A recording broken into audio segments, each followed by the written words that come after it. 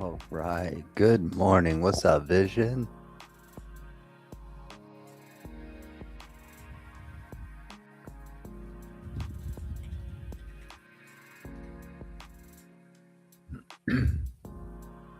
There we go. All right. Good morning, everybody. Good morning, everybody. Welcome in. Welcome in. So we do have a little bit to talk about. First and foremost, I do want to talk about one of our swings. So we entered teed, right, for all of the swing enjoyers. We entered teed right around here on the back of this big volume, and we have seen a climb since then with a lot of really convincing draws on liquidity. Teed just absolutely crushed, and I mean crushed, their earnings. So we are seeing it edge on a breakout. And if we do indeed break out here, we do have some lofty price targets, notably starting to gap very hard after about $1.05. So, looking very positive there. Oil continues to be the main topic of the market as everything is restricted. All the shipping in the Strait of Hormuz is restricted, and we begin almost like a financial war of attrition, right? Like a financial war of attrition with Iran. Okay. And what I mean by that, for those of you that aren't familiar with what a war of attrition is, a war of attrition is basically where you are seeing who can last the longest under poor conditions, right? So with Iran, I mean, they've basically been cut off of economies for a long time, right? They've been cut off of accessing any kind of growth through the West, which is where most of the money sits, right, for years. And now they are blockading the Strait of Hormuz and not allowing anyone except for China to go through. And this has really big implications for Europe, the US, and Asia, right? As a lot of us rely on Middle Eastern liquefied natural gas and oil. So that's really been the topic of discussion lately. And as oil gets more expensive, this is highly inflationary. And we can expect that a lot of things that we buy, right, regardless of where you are, a lot of things that we buy are going to get a little bit more expensive. Um, it's just the way it is, right? Oil is one of the costs, right? Oil gets refined into gasoline, and that gas is what is used to move goods throughout wherever you live, right? So, this is a really big deal, and you can see that oil is just absolutely climbing. So there's some really good swing opportunities here, um, not just on crude oil itself, but also in the form of CVX, which we have been long on since right around here, since the whole Venezuela uh, conflict kicked off, and also on Anna, which we have been long on since right around down here, right? Actually, it was like right here because it was the break. So, we've had some really interesting swing opportunities come up because of that. But I just want to make sure that all of you guys are watching oil, right? Oil is the lifeblood of the American economy. We are trading the American indices, so it only makes sense to watch it.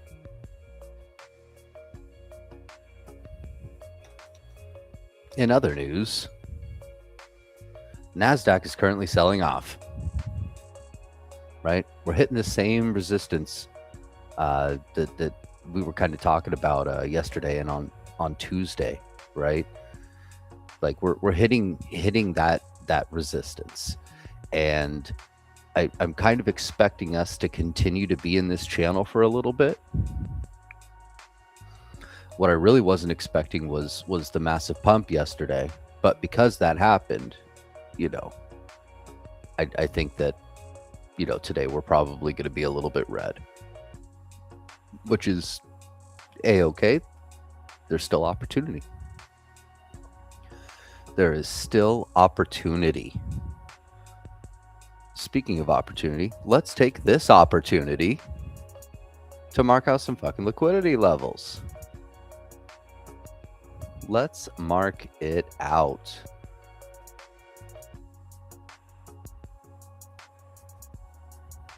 Okay. So we are sitting above the point of control for this recent price action.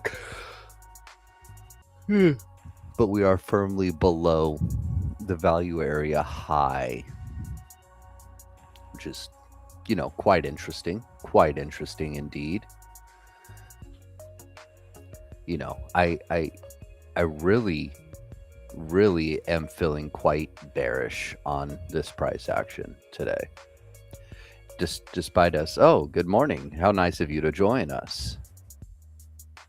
We were just going over the some of the impacts of oil, some of the swings that we've had on oil and natural gas, and how successful they've been, and also the success that we found in our teed swing, because they just posted really good full year results and fourth quarter results. So, you know, we're going over a little bit. We did a little discussion on oil and what the impacts of the oil blockade mean in the Strait of Hormuz, and now we're just marking up NASDAQ, getting ready for this day. And again, feeling a little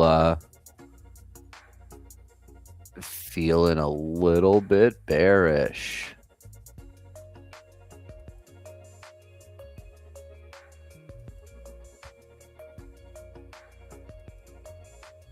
How are you feeling, Icarus? Are you feeling bullish or bearish? You're not too sure. It's just a feeling, man. It's just a feeling, man. What, you don't like having feelings? Look at this guy. He's emotionally closed off. Look, we really got to fix this. We really got to fix this. How come US relies on Iran for oil when they drill it? So we don't rely on Iran for oil.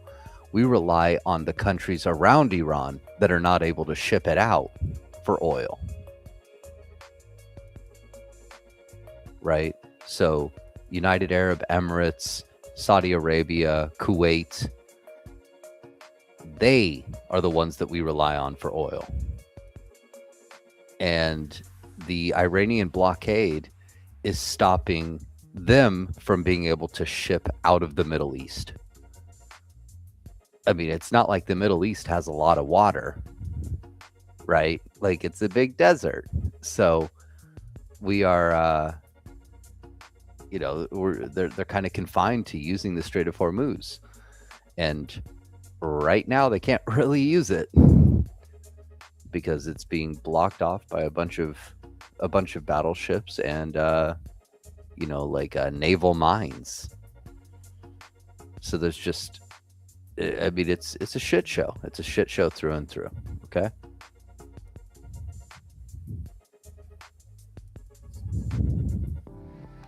Yeah, absolutely. Yay, war. Yeah.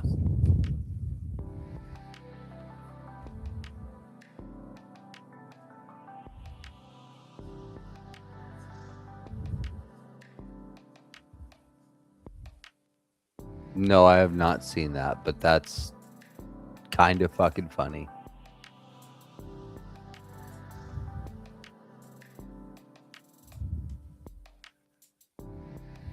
They were painting pictures. Were they putting heaters behind the pictures?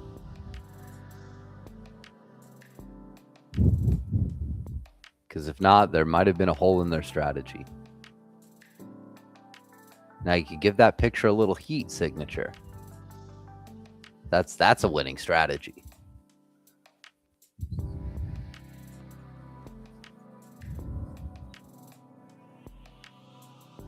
You know what? We better stop talking about this because we don't want to give them ideas. As we know, the new Ayatollah is clearly on stream. He's watching it.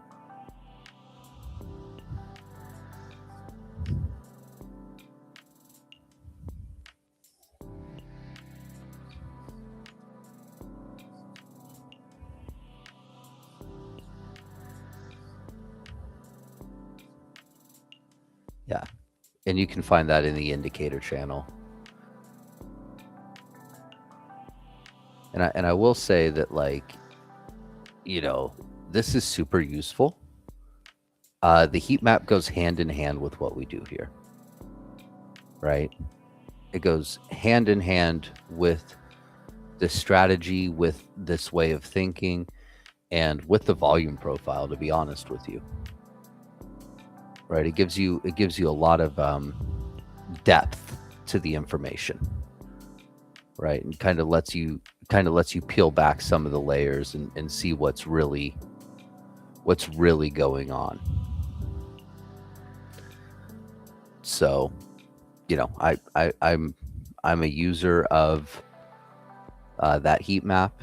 It was built based off of the lessons that we've had in here, and I highly recommend it to anybody who is trying to really have confidence in the trades that they take, right? By having the correct context to make the right decisions.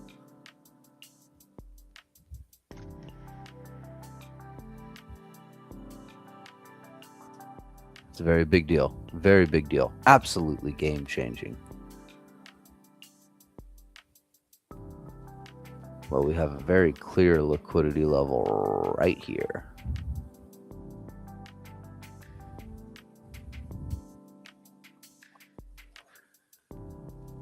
Now the question is do we want to look at US 30 or do we want to look at oil today?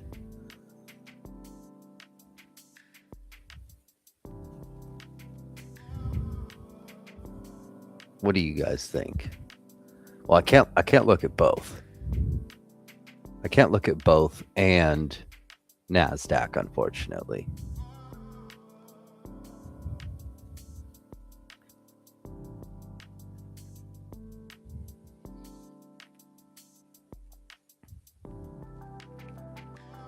All right, this is our final line.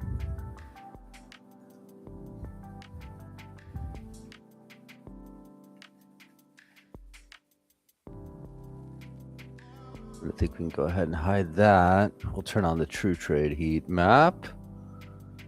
Teat still holding up well. Okay, cool. I think we'll just watch US 30. We're pretty used to it. What is with oil today? I mean, oil has been the talk of the last week or so. Right, so it's not just today.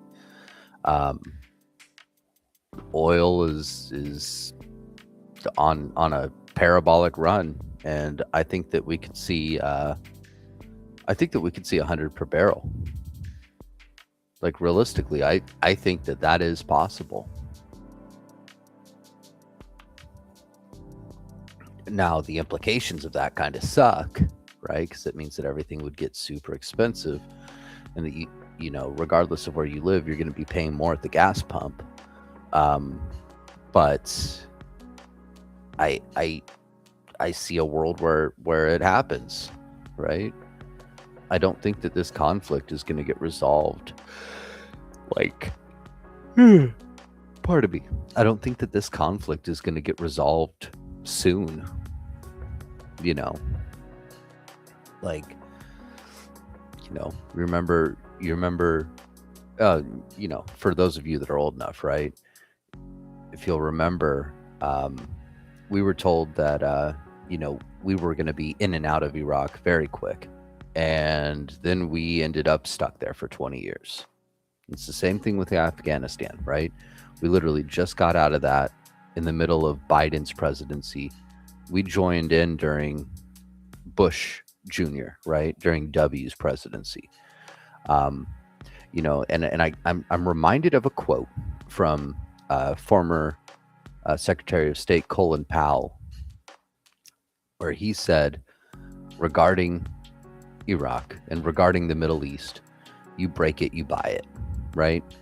So if you destabilize, then you are going to be the one that is stuck picking up the pieces at the end, right? And I just don't think that this is going to be over, right? You're hearing like the Trump administration say 2 weeks. Well, I don't think it's going to be 2 weeks. I think it's going to be quite a bit longer, because what you have to realize is that when you are dealing with like extremists, right?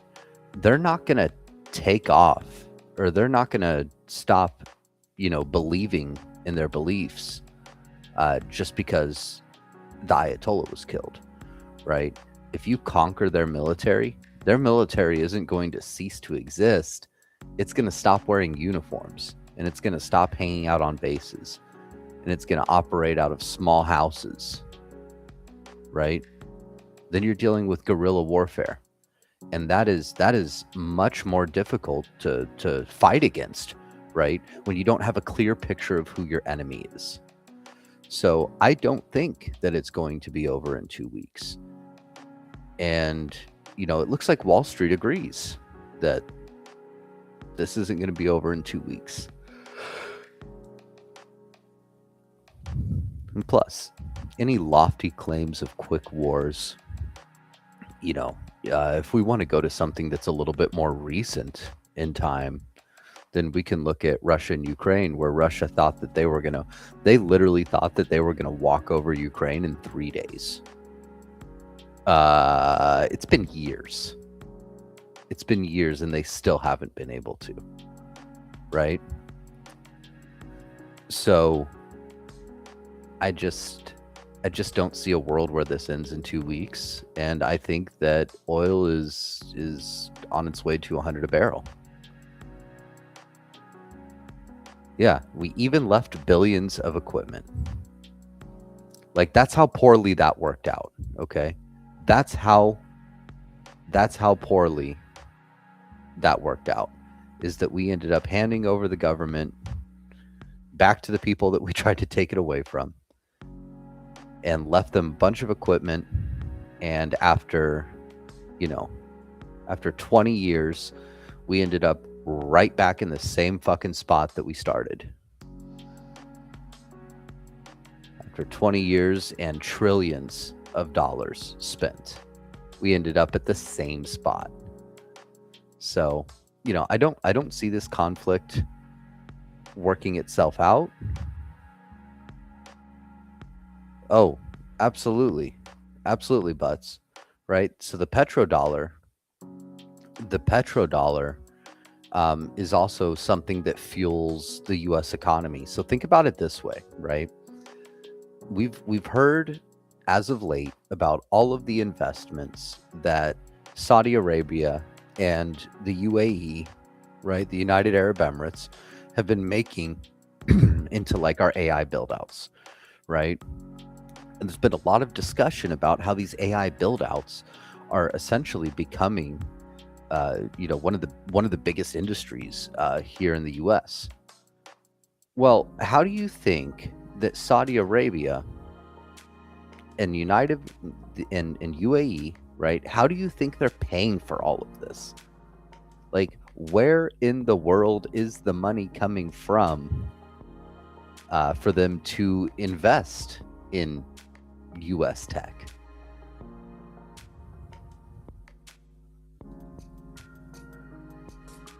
It's not just printing it, because that would be inflationary to them, and they'd be left with a bunch of worthless shit.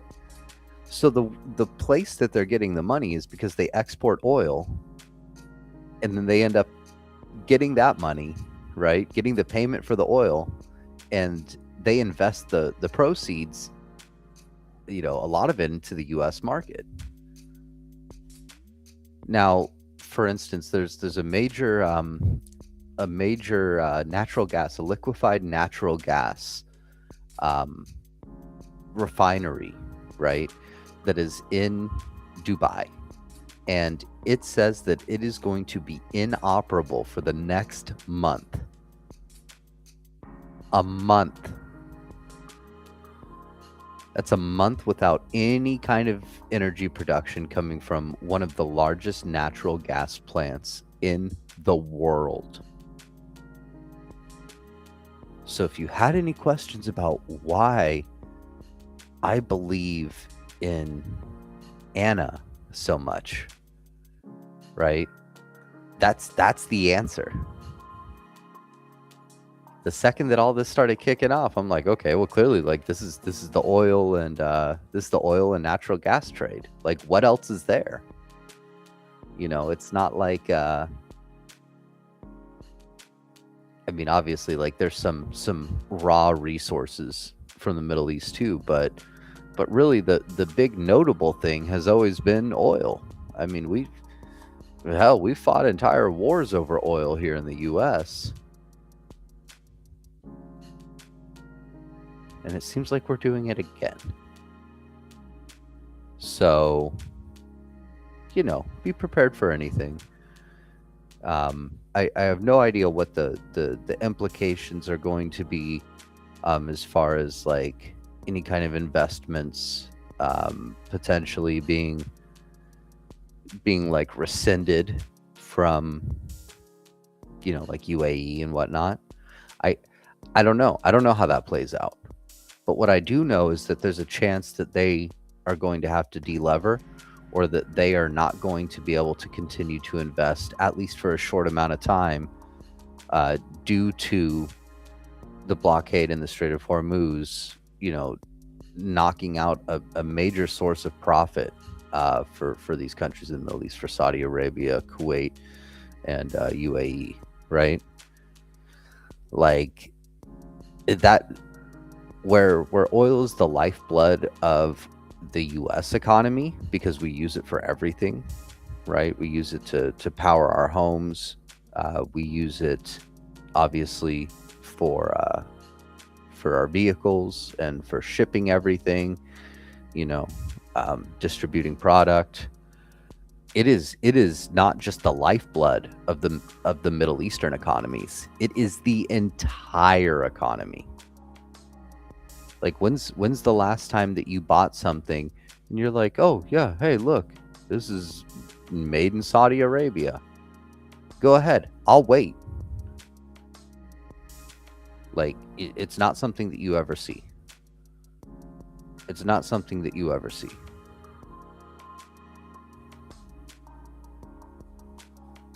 Yeah, the original Desert War was Operation Iraqi Liberation. Oil. And before that, what was it? Desert Storm. Who could forget another big blunder?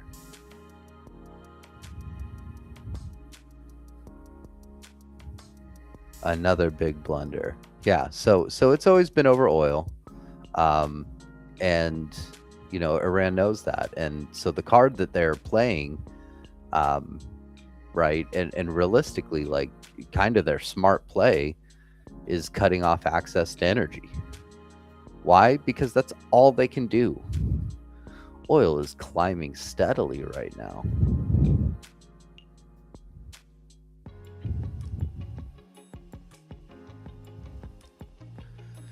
We've got all the liquidity levels we need.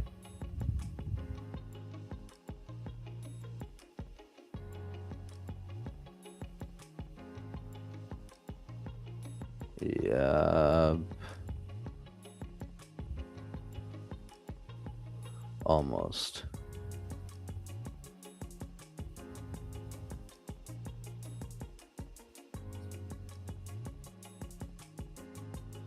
What was that?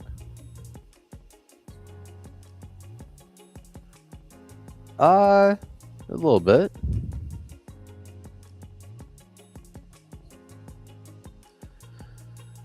I suspect that those are actually up. That's what I would imagine. NASDAQ about to break down. Look at this. It's edging on this this long-term support. We want to see, obviously.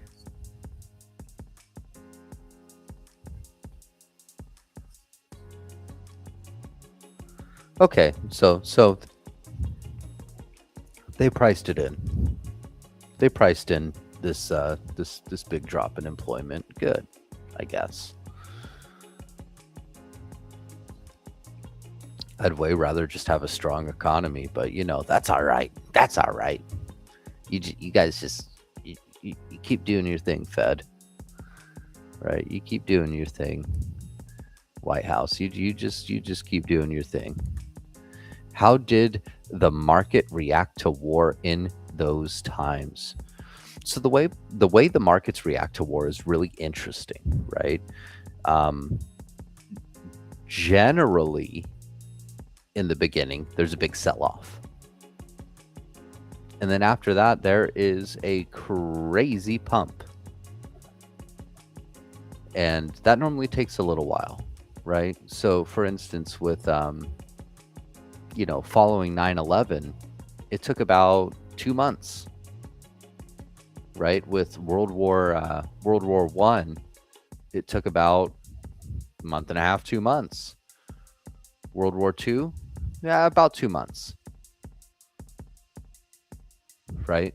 So you end up getting a very bullish reaction eventually. But that's after, production gets ramped way up, right? Way up in order to fuel the war effort. So, we'll see what happens. It's generally short-term bearish and long-term bullish, right? War and military conflict, when war is not actually declared, like, this time, they are incredibly bullish for the American economy. And the reason is because we just go into production overdrive, right? Think about all of the factories that get repurposed to build bullets, to build tanks, to build firearms, right? Think about all of the things that that end up getting made that normally otherwise wouldn't get made, and think about the urgency that they are manufactured, right?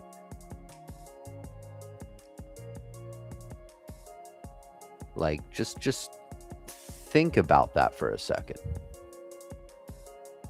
So in World War II, for instance, we stopped making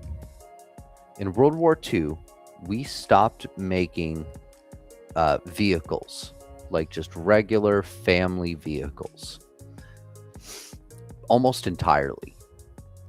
And we took those assembly lines that existed at Ford, and we repurposed them in order to make tanks and parts for planes, right? We opened up a bunch of facilities and took a bunch of basically abandoned factories, right, that closed down during the Great Depression, and we reopened them. We hired a bunch of people, and we started creating more firearms and creating bullets. And when we did that, right, there was actually so much production happening that what we had to do in order to win World War II, right, was basically those same steps took us out of the Great Depression. And after World War II, the U.S. was completely changed, right? It was completely changed, and we became like a financial titan, right? We became the wealthiest country in the world. We weren't before, but after World War II, we certainly were. And even though a lot of people don't actually see that wealth, we are today still.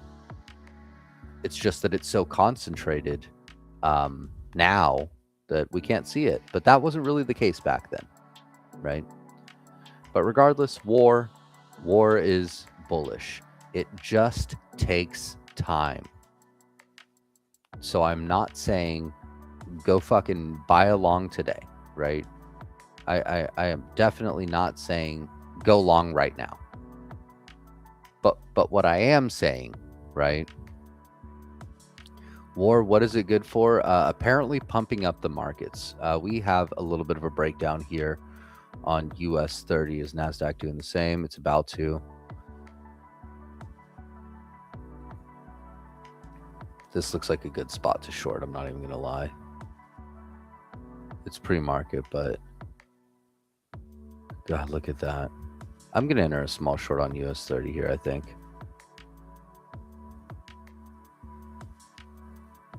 Just waiting. I want to see a little bit more downside, but I think I'm going to do it.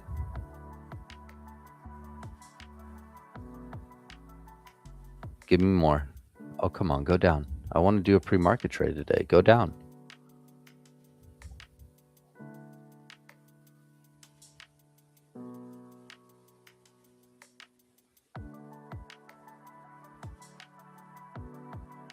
Oh.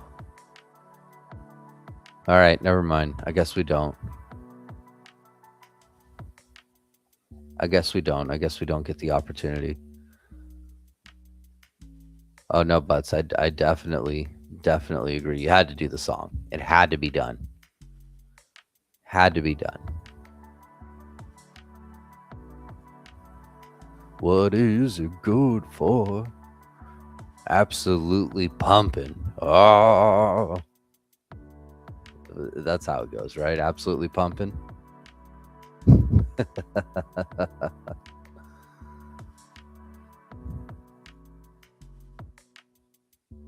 All right, well, that's why we wait for confirmation, because it really looked like it was ready.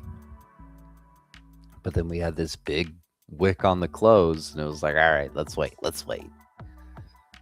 And then, instead of getting further downside, we moved back up into this little channel resting on top of this liquidity level.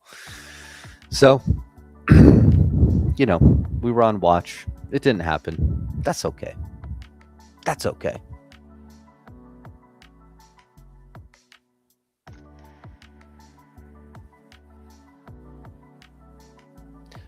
Now, while we have a few minutes, does anyone have questions? Does anyone have a little lesson they would like to run through?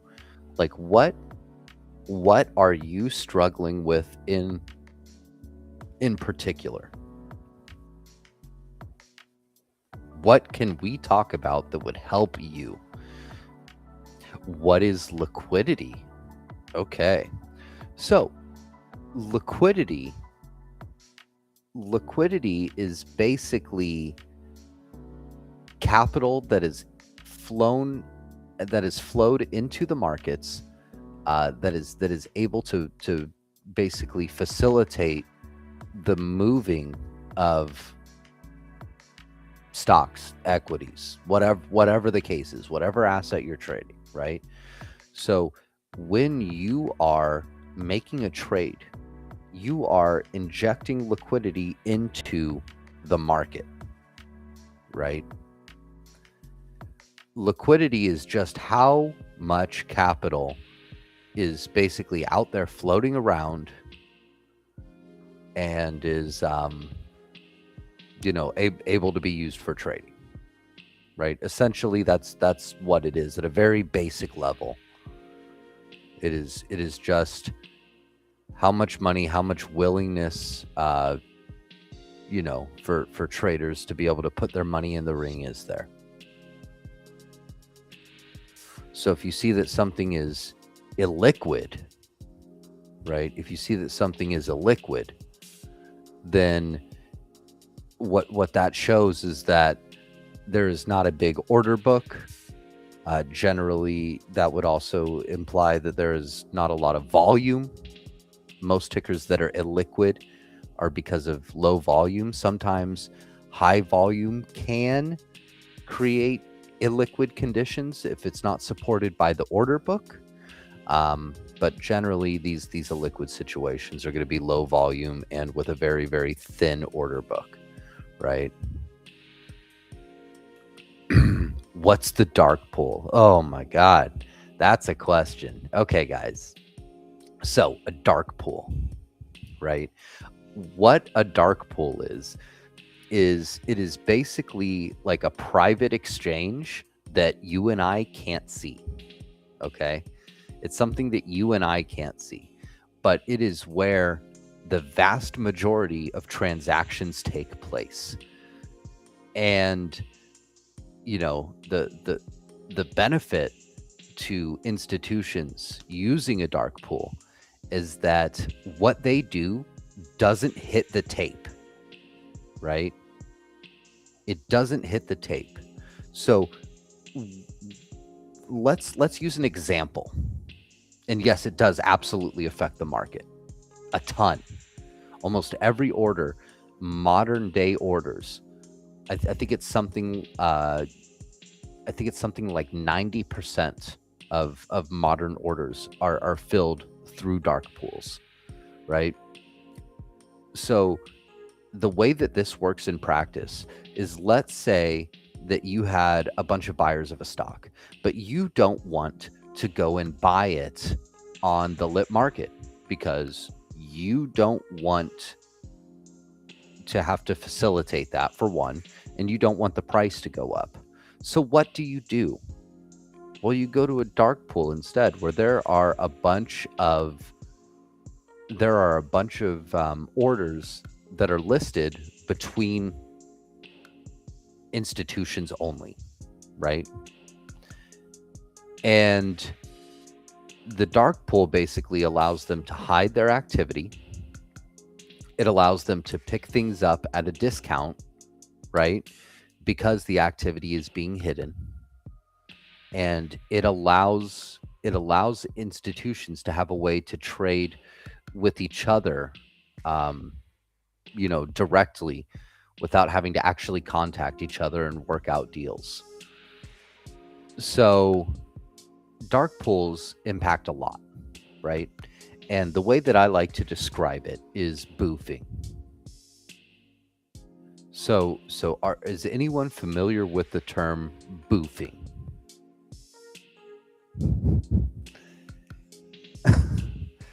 No, you've never heard of boofing. Okay, so boofing is what a prisoner does when they want to smuggle something into jail. They shove it up their butt. And the best way that I could describe dark pools and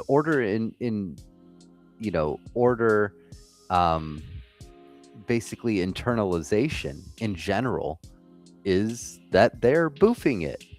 They just kind of shove it up there. And there's not a better way to put it. I mean, to be honest with you, there's not a better way to put it. Oh, that's plugging. Okay, keystering. Yeah.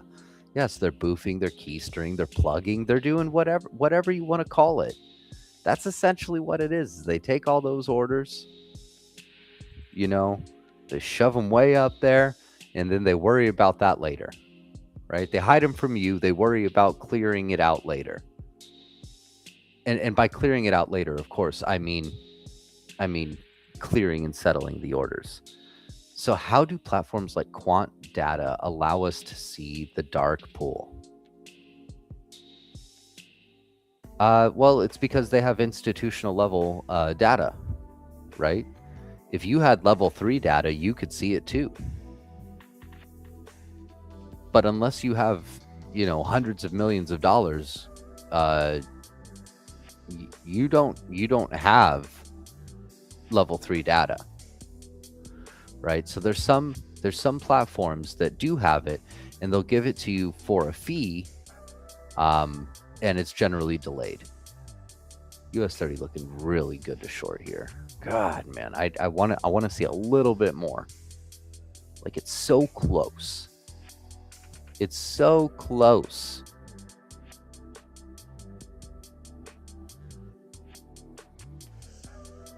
Okay, how do you deal with the break-even stage? What do you mean, break-even on trading? Like, how do you deal with that into getting into profitability? You're asking how does a company do it? Just to make sure that I'm answering the right question.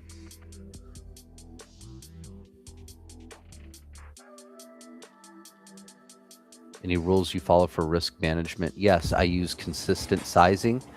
I try to keep stops, based on the structure of the market, and I only enter high quality setups. I generally only trade, like New York Open, for instance, for futures, and I make sure that I am not over committed to one swing trade.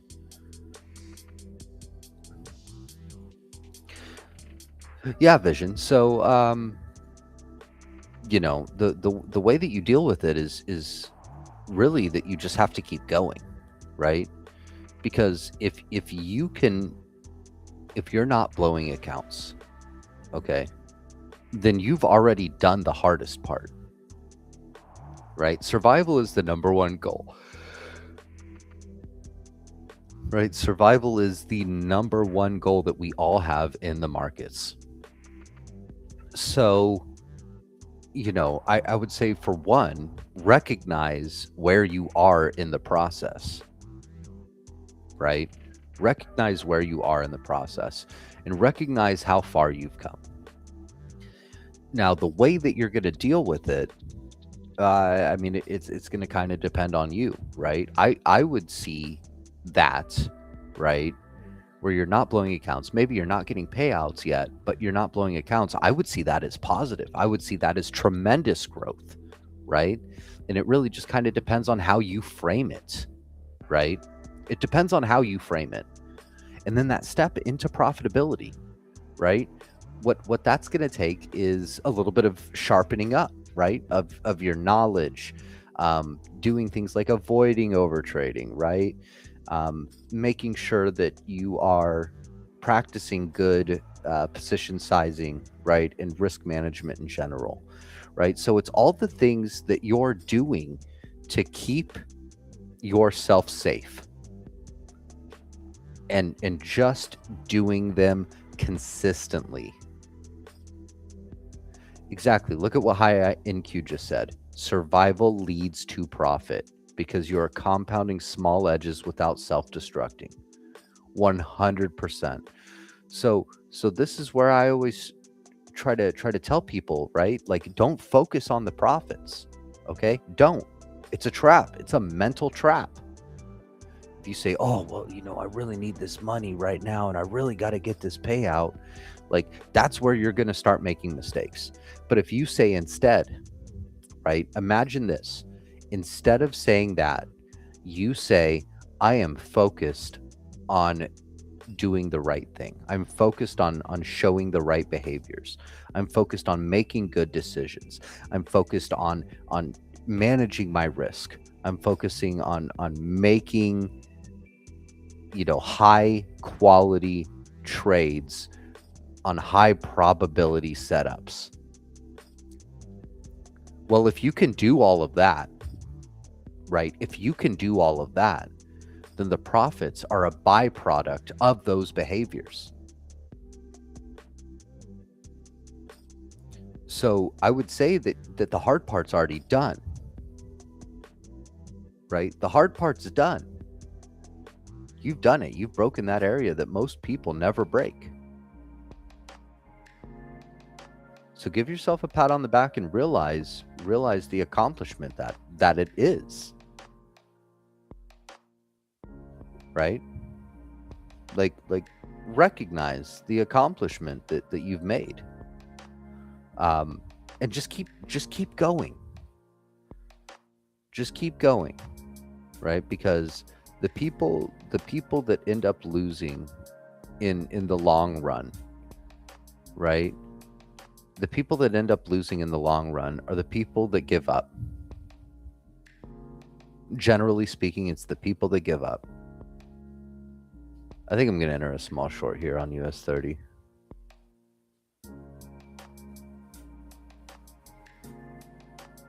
All right. I am in 335. Just one thing that I can give you on the way for like trading and stuff. If you're in a phase where you feel absolutely shit and you're about to crash out on anything, then you're in the right spot. There it is the point where you have to keep going, because that's the ugly Absolutely. part where no one talks about and where most people quit. Yeah. Agreed. And that's what I'm saying, right? Like you just have to keep going. Like you keep pushing, right? Because what's the difference between a winner and a loser? Do you think that winners have never taken a loss? Or do you think that when a winner takes a loss that they get back up and try again? Which do you think it is?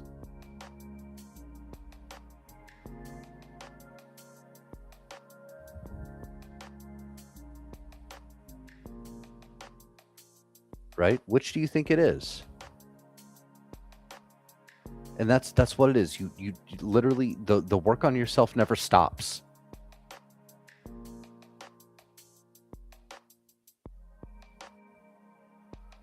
The work on yourself never stops. I've been doing this for, over a decade, and I still am working on it. Right? It's always a work in progress. Like a human lifetime is not long enough to be perfect at this. You can never be perfect at this. But what that means is that you can always do better than you did the day before, because you're not perfect. So that's what we are seeking to do, is do better.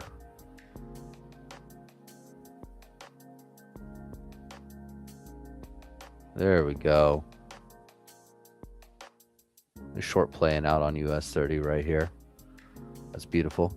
What's today's bias? I'm feeling bearish. We have a little bit of reason to be somewhat reluctant, but overall I'm feeling quite bearish. So we're gonna see what happens. Exactly. We never stop learning at this. It's about being there, showing up, and consistency. Absolutely.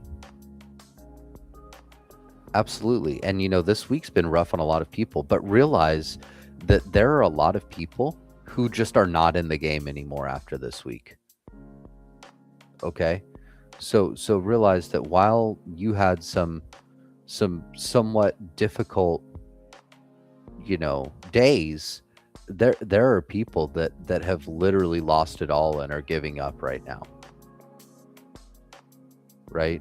And that's why keeping yourself safe is so important. I'm just going to take profits here. Good that you mentioned that, because Father probably needs to head out now. Yeah, I took my profits. Yeah, it's probably time to walk away. But yeah, a little bit bearish today. A little bit bearish, right? And again, right, if you give up, then you 100% lose. But if you refuse to give up, you might lose a few times until you win.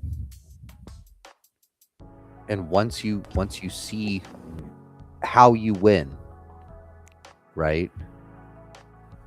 Once you see how you win and the recipe to success, now you can go out and replicate it and do it again. So really, what separates the winners from the losers, especially in this game, it's all mental. It's all mental. Like there have been a lot of there there are a lot of times, especially when you're starting to trade, where you are, you're faced with adversity, and you might even have people like in your real life telling you like, "Oh, well, this isn't going to work out. You can't do this." So fucking keep going and going and going, and and prove them wrong. High NQ, A I've winner? done that. I've done that, and I'm still right here. All I did was learn from it. So I'm going to leave you with this, okay? Before I go do my little morning wake up, right? I'm going to leave you with this. It's not that winners never lose. It's that winners never quit. Yeah. A winner is only a loser that tried one more time. Exactly. Little Thursday morning motivation for you. All right, guys. I'm going to hand this over to Icarus for just a few minutes. And then I will be back, and we are going to see what is happening today. I'll be right back, everyone. All right. Drop me in your questions here. Give me some. I need content. Please.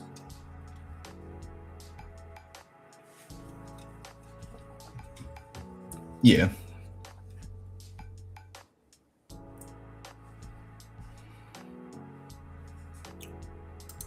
All right, guys, chill down. Not so many questions.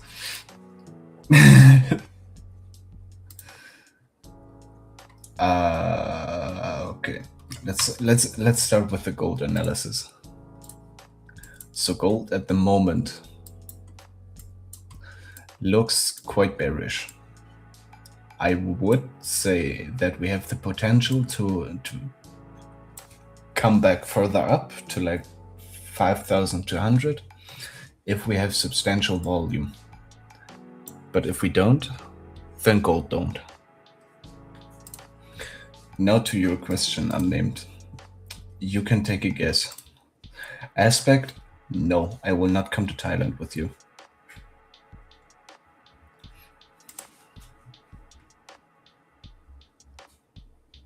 Why would I?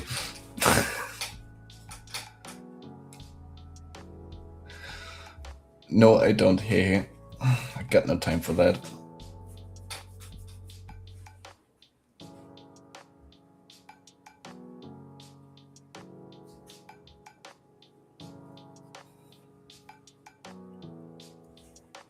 I don't know.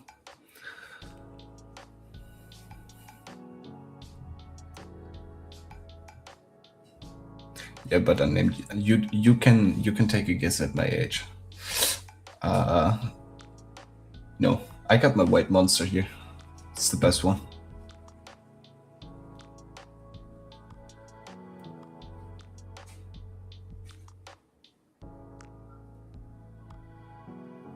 Good morning, JP.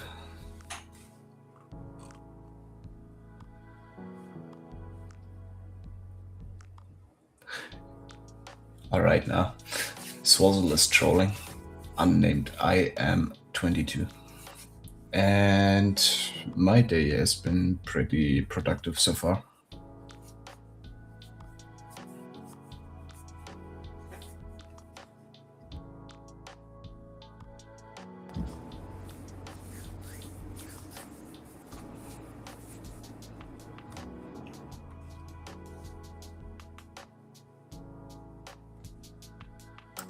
Yeah, of course I'm an Ankh. What do you think?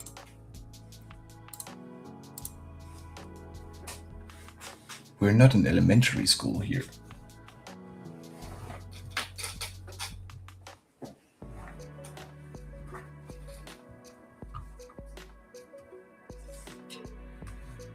Nah, coffee is just better.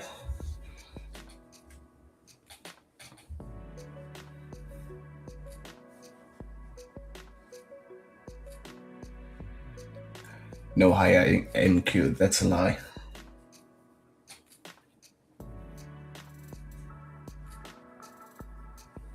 It's not even that bad, Swazzle. Energy drinks aren't that bad.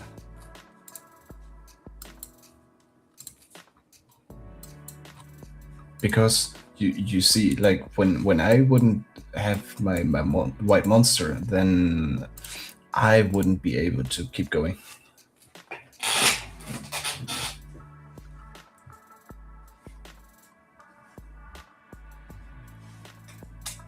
Like, I would have quit so many times already.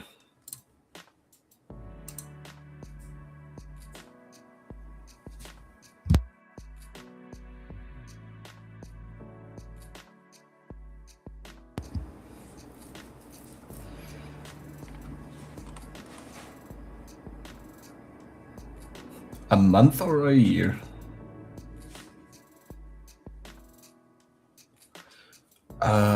It's probably in the 4 to 5 figures.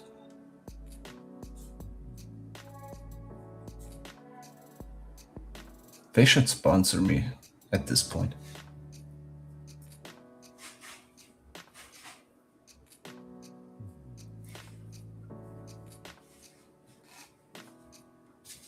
I do what?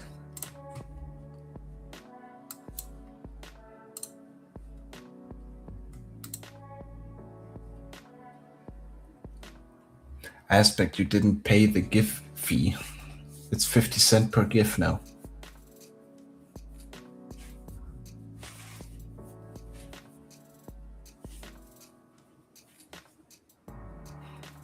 No, I don't do 1 to 1000 leverage. The max I have right now is like 1 to 500.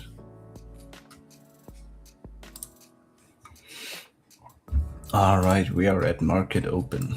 We have a big ass sell off at US30. Might be going into shorts here soon. Nasdaq is pumping. Could reject from the value area high. Gotta see.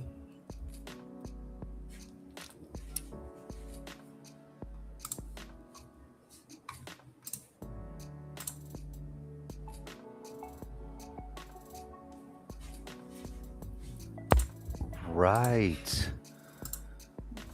Ugh. I'm gonna wait a sec. Yeah. Hey, the biggest leverage I've seen so far was a 1 to unlimited. Ugh. Unlimited leverage? Yeah, from the broker Exness. That is toxic. It is. I mean, I think so.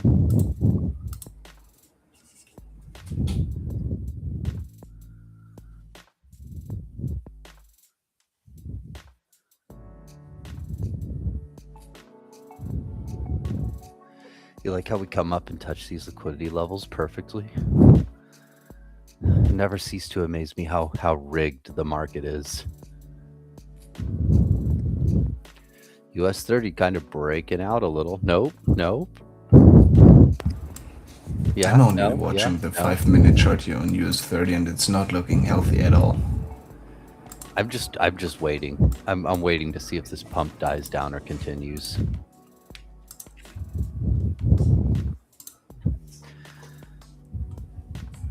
Again, right? We don't want to just take any trade, right?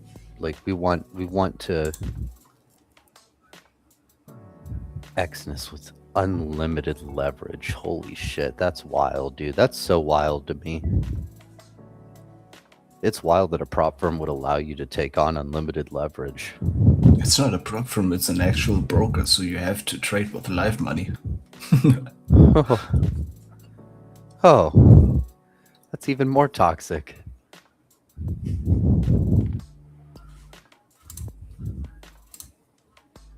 Secretly pumping the market. I can't pump the market.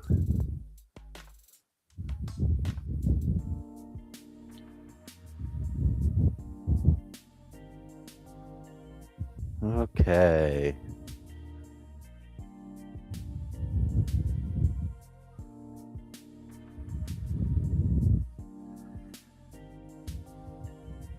Yeah, exactly, Swazzle. You're trying to place a 0.02 lot position on gold, and suddenly it's 20 lots. See these draws on liquidity to the upside? Yeah, it's looking disgusting.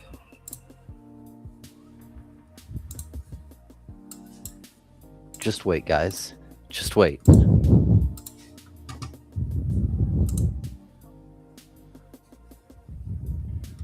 Just wait. Wait just a little bit.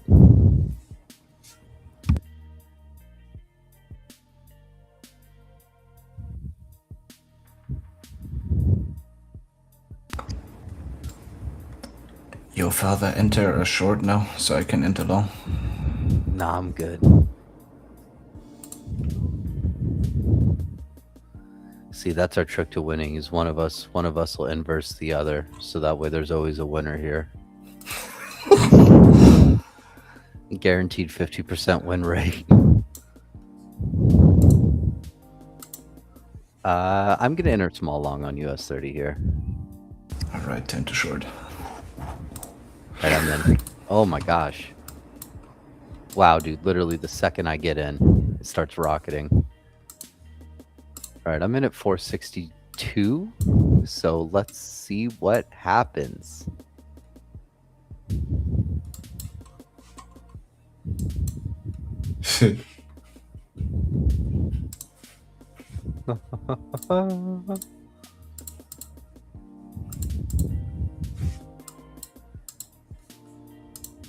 This is craziness.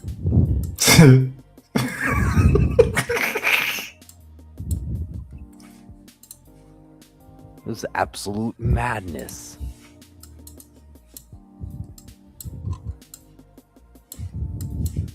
Damn. That's okay, I'm just still waiting. I'm holding on to it. There we go. There we go. Alright. You can take profits here if you'd like. The market has barely moved. Yeah, and I already won out of this fucking trade.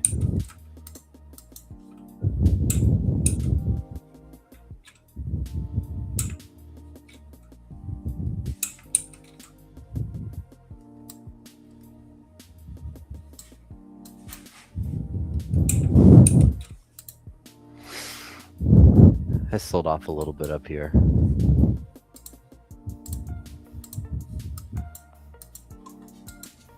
And I'm selling the rest right. I'll wait a sec. I'll wait a sec. Are you into shorts or longs right now? Longs, but I've already de-risked. Alright. I'm exiting the rest. Where did you have your fill? 462. Am I tripping, or is your chart like way different from mine? I mean, I'm looking at the CFD chart. Yeah, I'm too. Well, I don't know, dog. Is it because you're using fucking peppercorn, Jimmy Peppercorn, and he don't care? Something like that? I don't know. Don't be greedy. Yeah, I'm using Pepperstone. It's just better data. It's the same shit.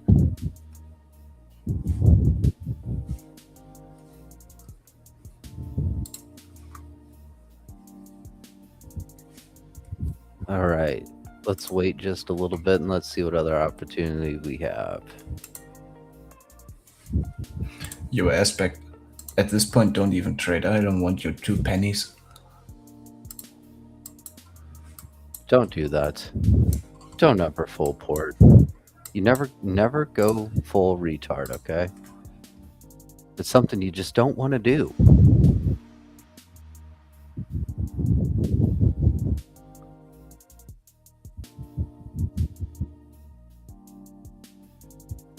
It's something you don't want to do.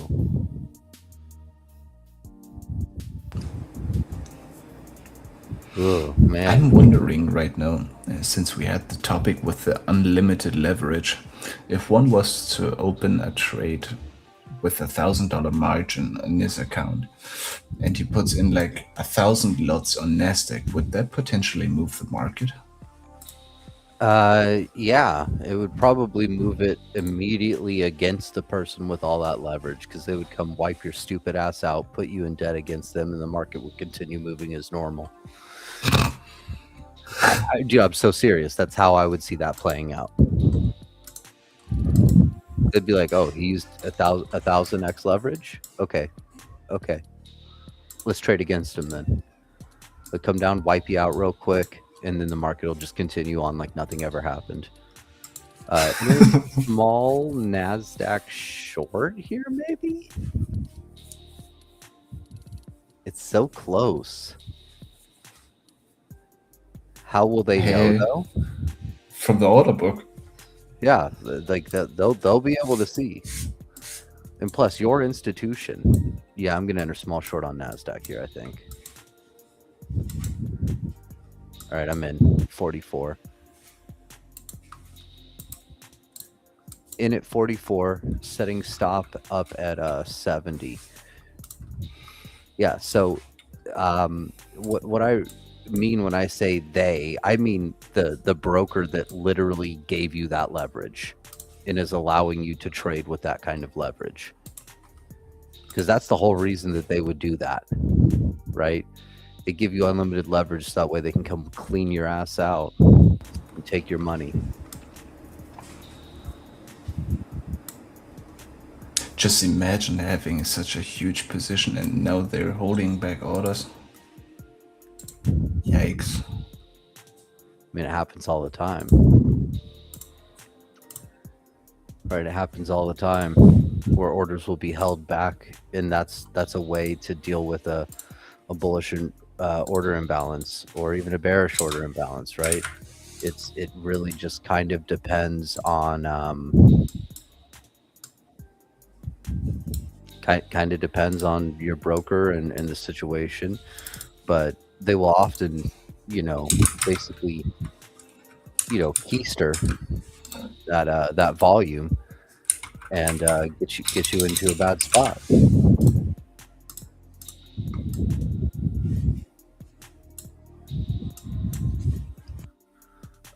We can probably move our stop a little bit here. Just wait a sec.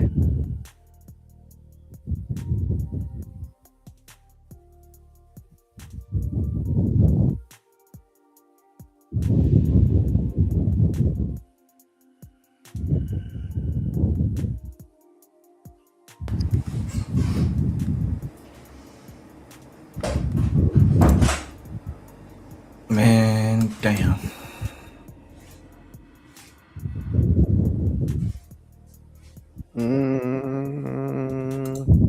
God, that was so close. That was so close to stopping my ass out. You see how close that was? That's actually crazy.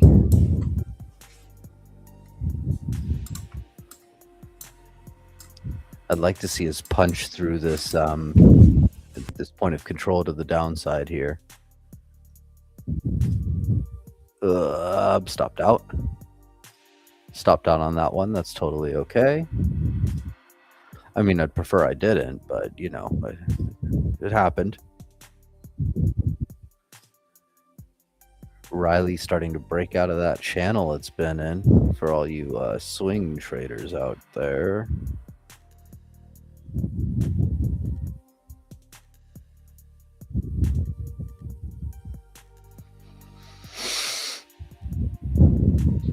And we are just simply waiting.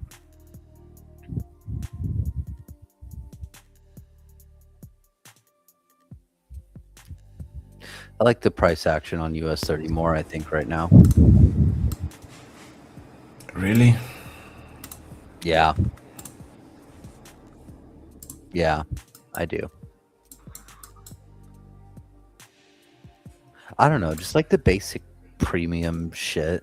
I avoided trying to get it for a long time, but good job, Vision. Good job, Hehe. Good morning, KXY.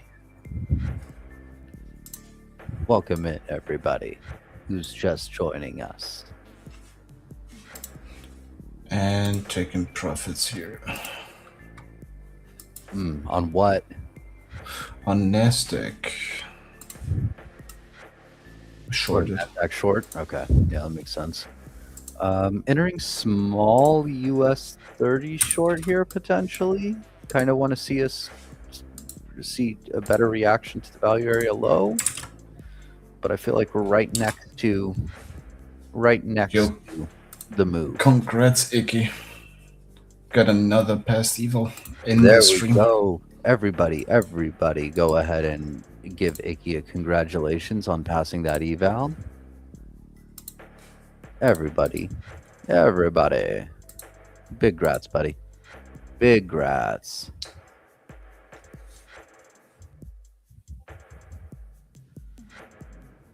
I want a little more down here. A little more downside here on US 30 because we're so close to having just an epic short. I'm about to short Nasdaq again. It's looking super fucking weak.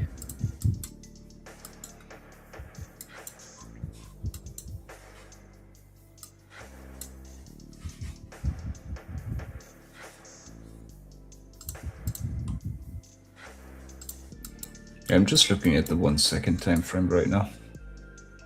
Alright, I'm short. I'm shorting US 30 here.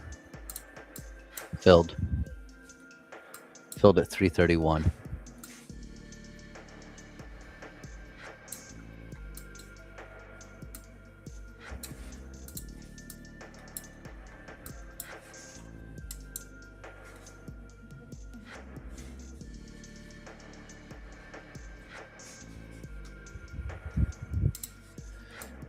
Filled at 331, and I am going to set my stop up at 370 initially. Probably about to actually move it down because now we've gotten some decent movement to the downside. There we go. All right, move stop to 345, I think. Give me just a second, I'm moving mine.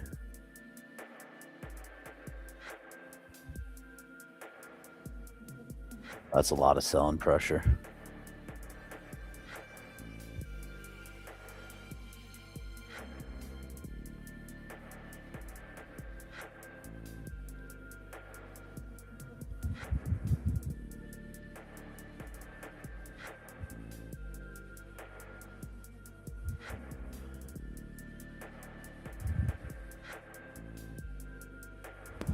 Yeah, Nasdaq is moving like a bitch. US 30 is showing some serious fucking weakness here. Move stop to break even on US 30 at 331.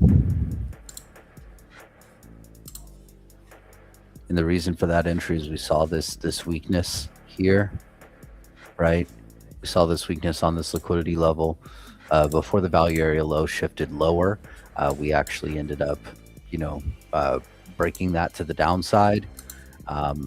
We have a clear trend down that's been happening for the last 10-15 minutes. So, then we had a bunch of dojis up here that signaled a potential reversal from those highs.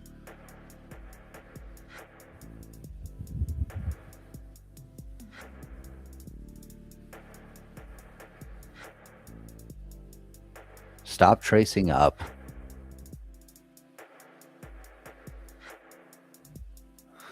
You know what? I know what we need. You guys know what we need.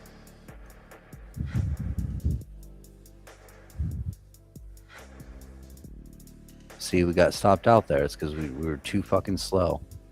Stopped out at break even.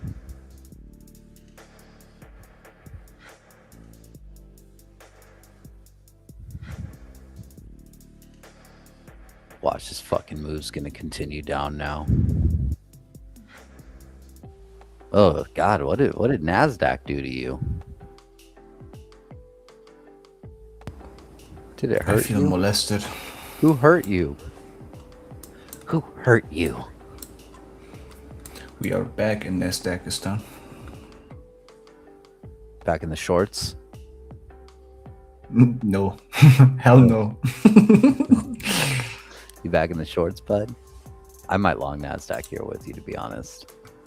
Yeah. All right, I am long. All right, filled at 84. I didn't get the best fill, but that's not awful. So we'll be all right. We'll be all right.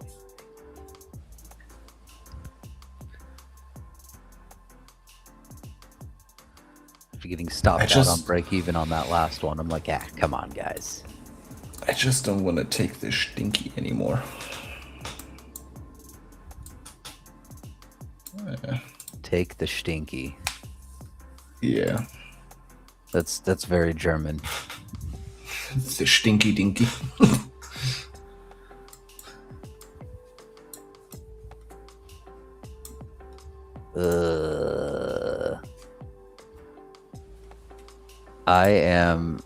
I am exiting this long.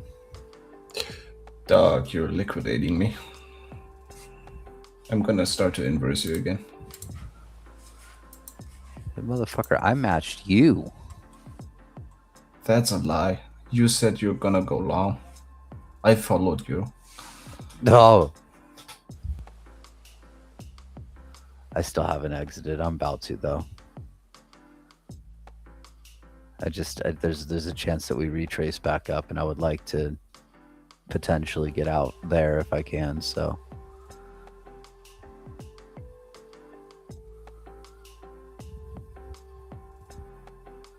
Seeking to get out.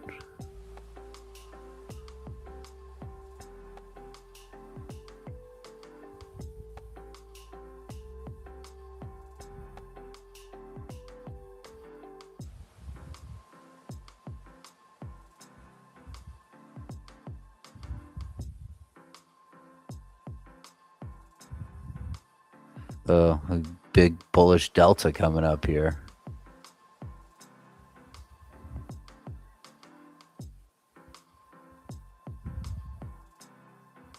Just wait a minute. I'll just wait a minute. Dude, that's fucking insane. I'm seeing the delta climb. There we go.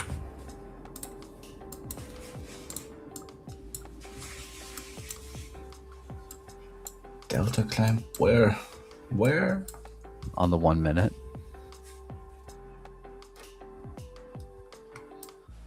Fuck. Strong bullish imbalance here.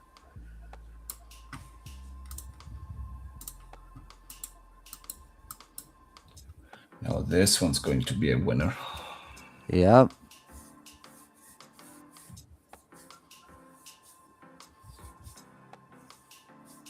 I'm setting my stop to break even here at 84. Just in case.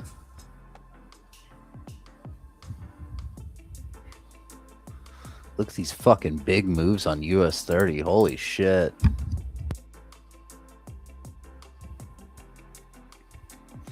Big swings up and down.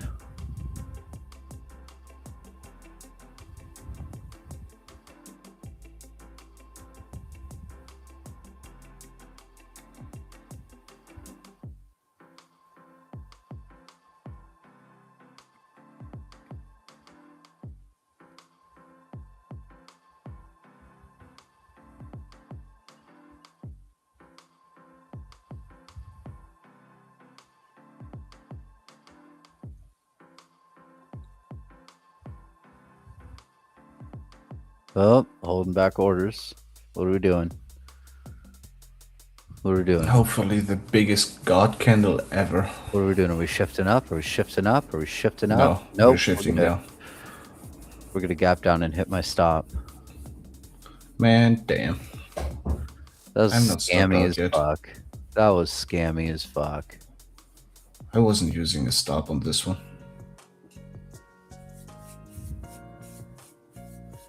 scammy as fuck. Get wrecked, nerd.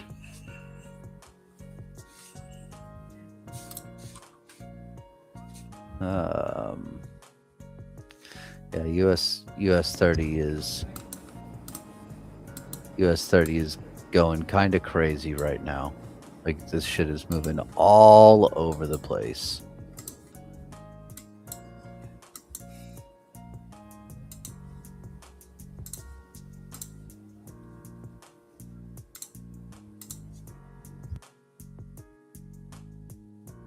That gap down fucked me over though.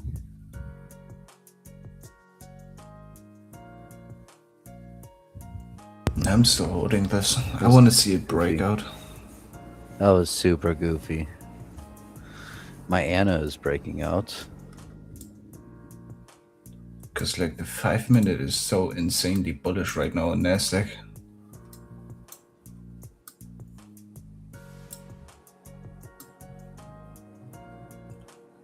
I'm telling you, if this breaks 116 on Nasdaq, this shit's gonna fly. It's gonna go nuts.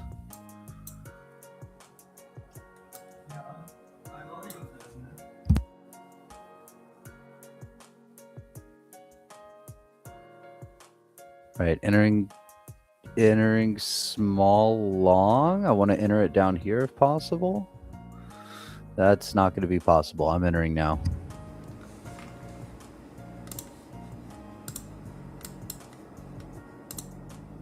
Okay, filled 107. No stop.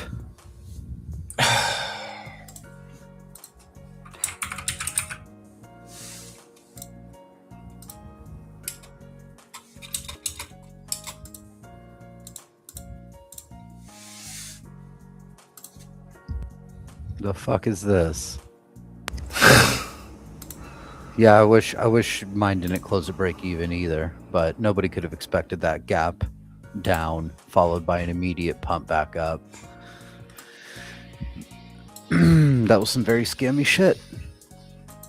The market makers are listening. Yeah, literally. Which one of you is it? We're gonna start kicking people. No. But that was like fucking uncanny.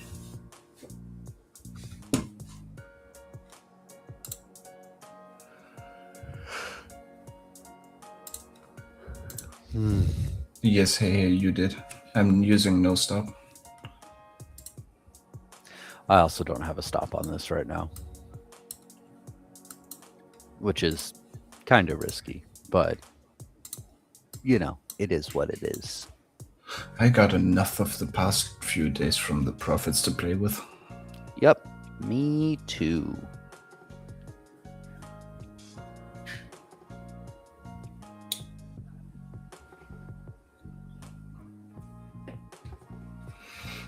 US 30 is trying to break out of this this sweep here. It's not even the scam wicks, Nitrum. It's just that always when Father tries to enter, the market just does the exact fucking opposite. I'm not even using crazy enough size to move it either. That's the funny part. There we go. Oh, there we go. Hell there yeah. we go. Let's see if we can continue. Let's see if we can continue. Don't see any reason we wouldn't. Delta is heavily in the bulls' favor. Regime's explosive. Lot is being transacted at the ask right now and not the bid. A lot is being transacted at the ask. Jehovah, nice shit. Give me 50 cents right now. 50 cents. What, are you trying to double your net worth overnight? Come on, guy.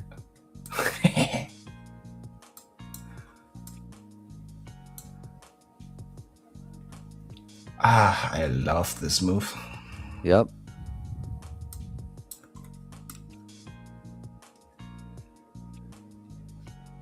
Might hit a little resistance on this liquidity level. That's why I'm taking profits here now. Yep. I'm out. I'm out. out of my my Nasdaq longs.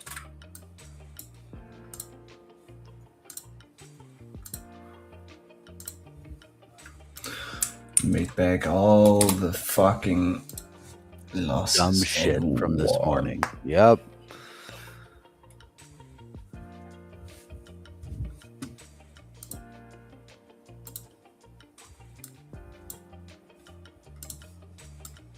First, I got wrecked by your US 30 short. Then your Nasdaq long that scammed me out. Bye.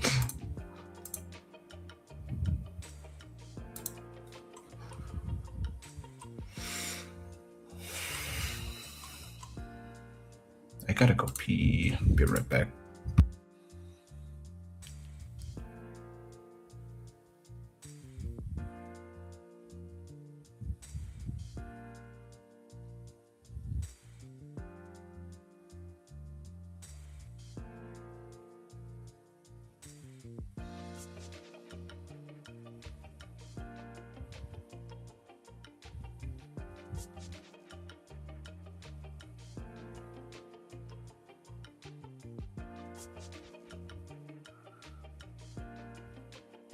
All right, and now we're just kind of chilling and waiting and seeing what happens next.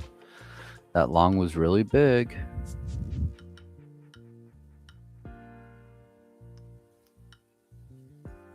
Might just re-enter it here.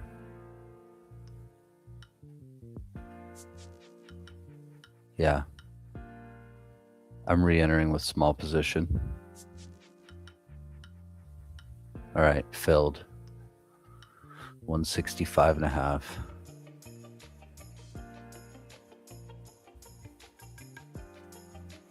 $165.5 there.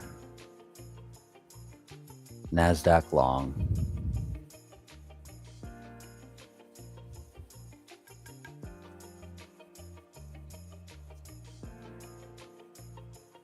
Because now we got a little bit more information, right? So we took profits here because we expected some resistance. Gold is usually like a safe haven. But, you know, not lately. It's been a little bit crazy. Oh shit.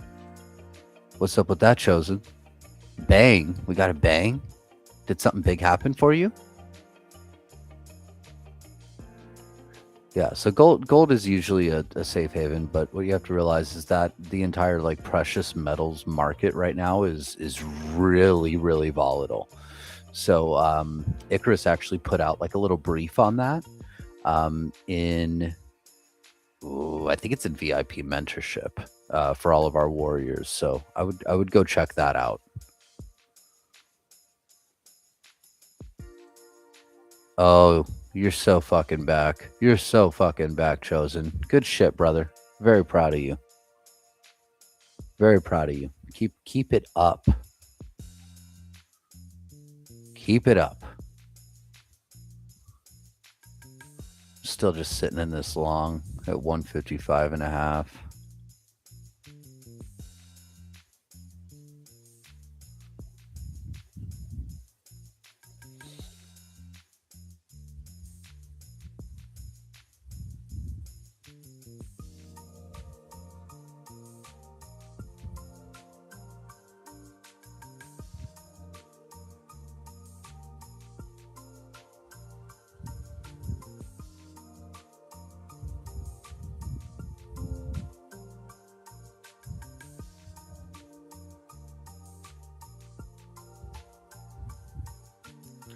Anytime.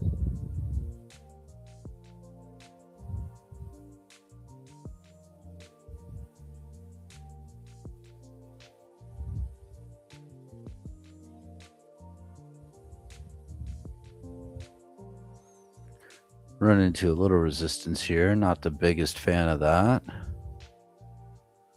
We'll see what happens.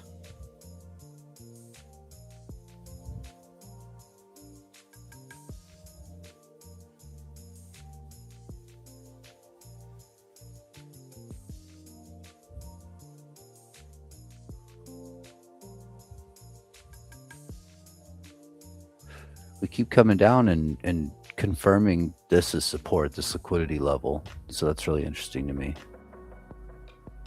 Seems like I wasn't too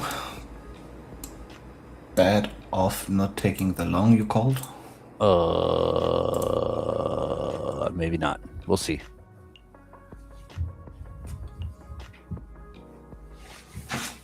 We will see.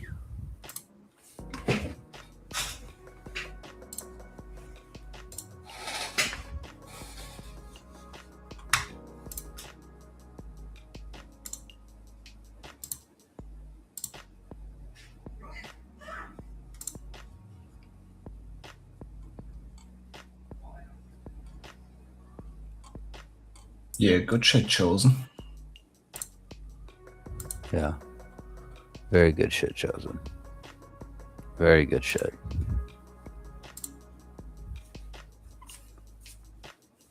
Yeah. The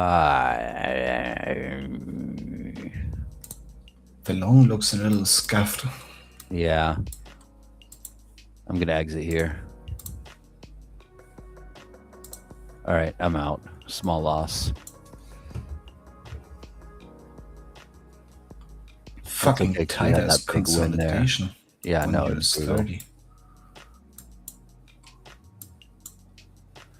You said tight consolidation on US 30? Yeah, only $100. 150? I'm sorry. Tight. Yeah, not really the way that I would use tight consolidation, but you know.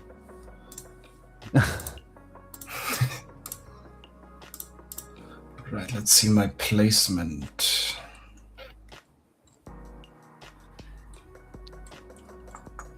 Anna currently up 16.5% on the day. I'm getting a little bit of a sell-off on SLS, which is unfortunate, but that's okay. I have a really good average there, so. Where is my placement? I don't see that shit. Man.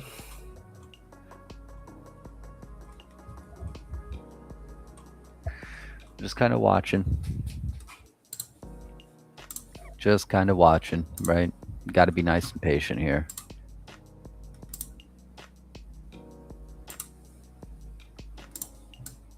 Aspect today would be a good day to walk away a little bit, potentially. Like if you're struggling, then just wait.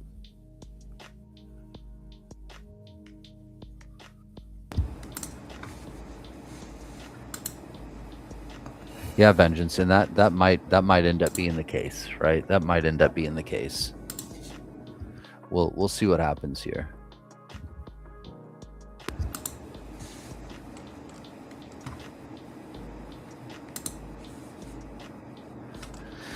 US 30 is on watch for shorts. It still has a way to go before I would want to consider it, but you know, just in case. We are watching it. I do think that there's a relatively decent chance of it coming down and, you know, making a big move down.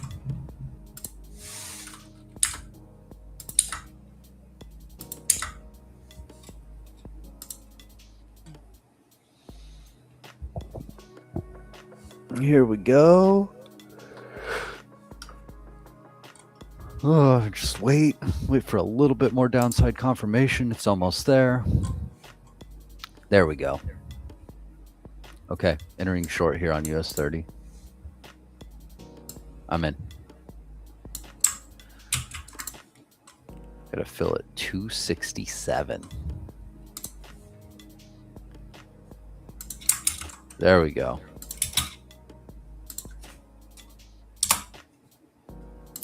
Just waiting.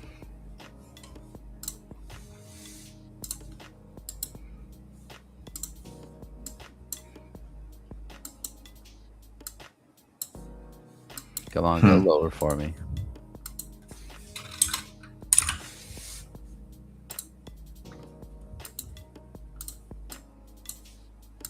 go lower for me. Here we go. Chat, we're so back.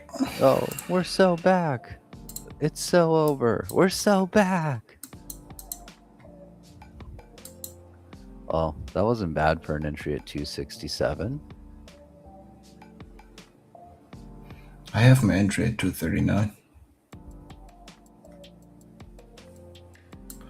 Came in a little late. That's okay. I am going to set a stop at 45. 67 to 45 is at least something, and I'd rather walk away with something than nothing. I'm just going break even here.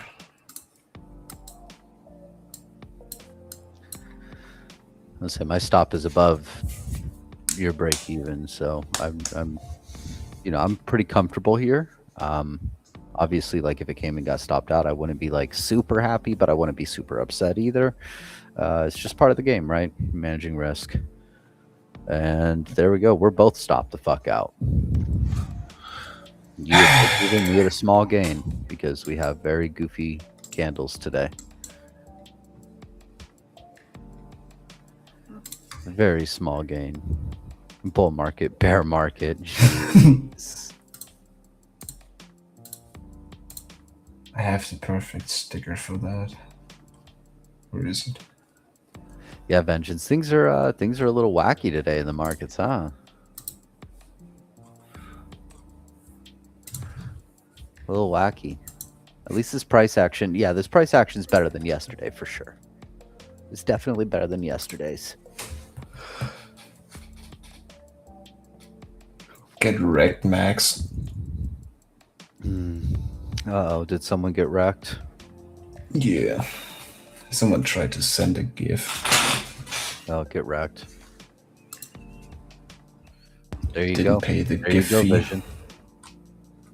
There you go, Vision.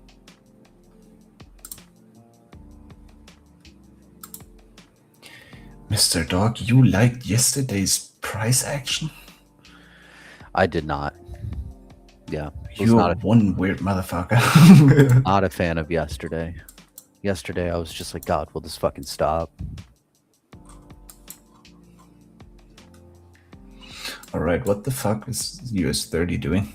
That's such a phenomenal question. I'm trying to figure that out.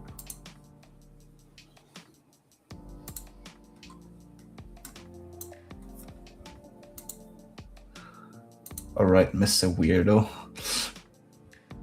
Tell us what to do, long or short. Mr. Weirdo. Yeah. He said long. Long what, though?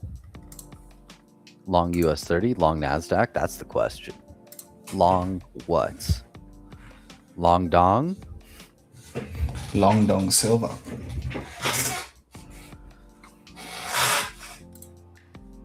Mr. Weirdo. Long Nasdaq. Alright, I'm taking you by the word. Oh, jeez.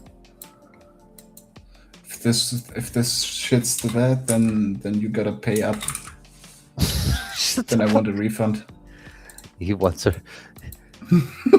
Don't worry, he's okay taking trades with your risk.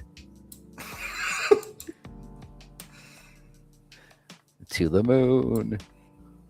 $630 on the line. Uh-oh. Uh-oh.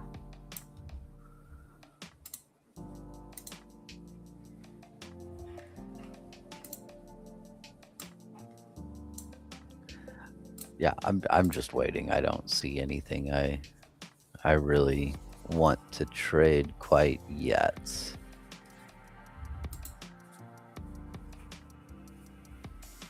This could be a little bit of a trend reversal from pardon me, from this downtrend. So we'll wait a sec and see what happens. US 30 showing heavy indecision right now. So is Nasdaq on the 5-minute. NASDAQ is on the 1 minute. I can only imagine the 5 minute. Just looking No, at honestly, candles. nah. This can't be right. Hmm.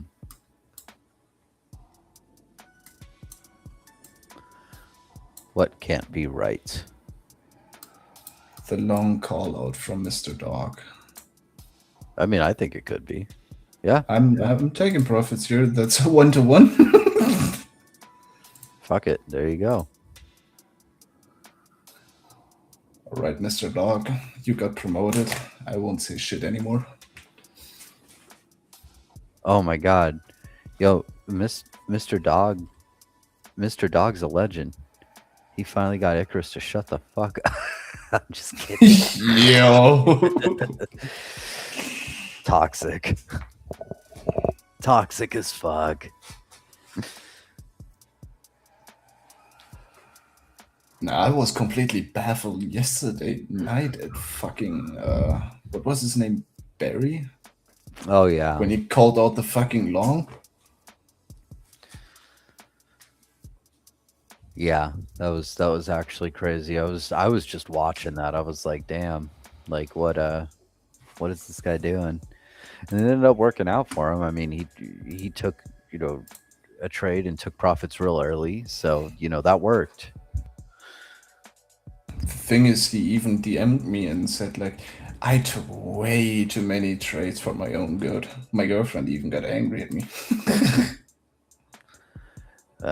Over trading is the thing, and that's what I was trying to tell him too. I was like, bro, like don't over trade. Not right now. Yeah, we both told him. Like not ever, but not right now.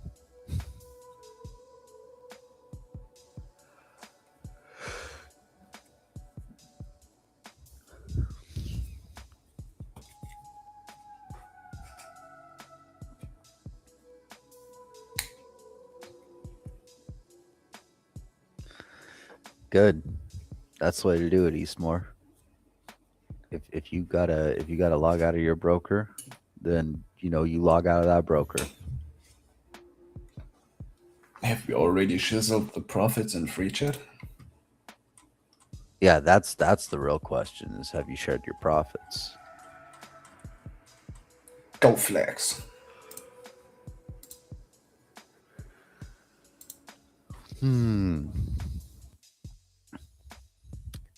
NASDAQ short could be on the menu in just a second. US 30 as well. We're seeing some pretty heavy sell pressure coming through in most of the market right now. So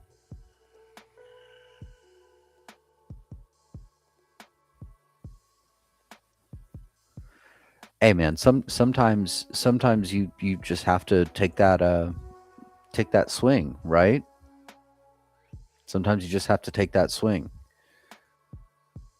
You know, and you just have to make sure that your miss isn't going to catastrophically impact you, right?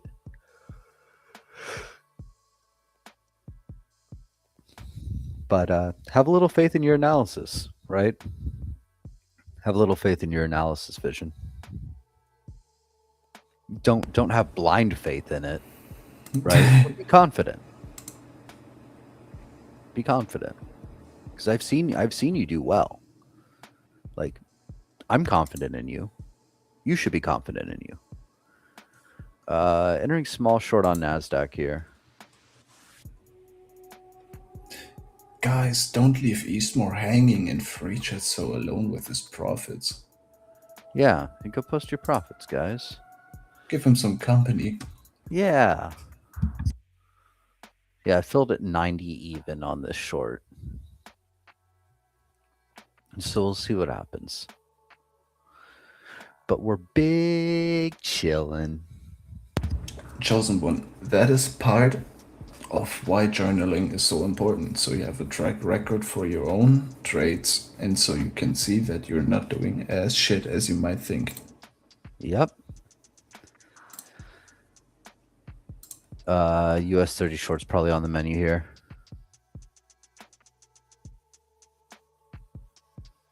I want to see it break this value area low to the downside.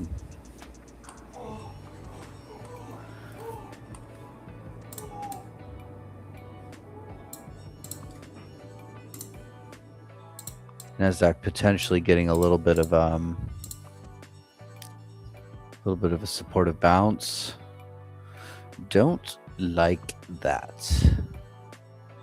Nasdaq to 0. Die. Just fucking die for me. Die for me.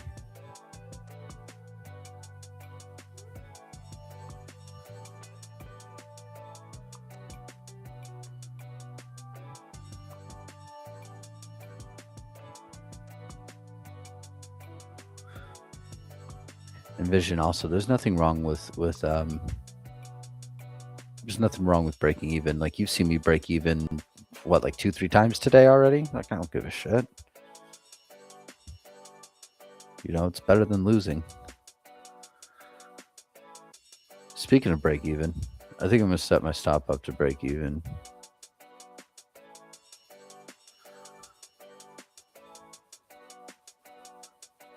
Yep. Actually, a little bit in the profit, just slightly. Because I want to walk away with something rather than nothing. Like, worst case, you know? I'm just gonna gamble with the profits from Mr. Dog.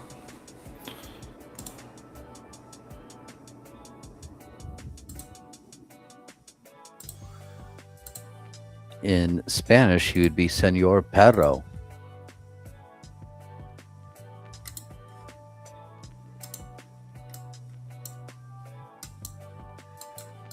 Let's go ahead and move our stop down to 80, a little bit deeper in profit.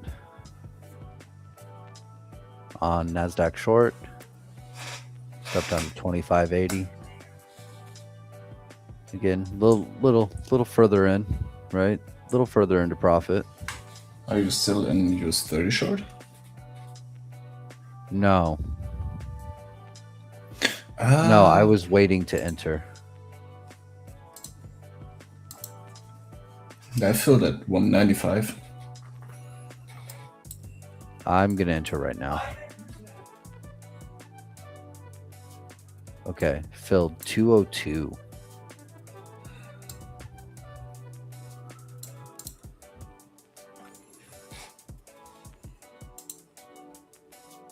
Filled at 202 there.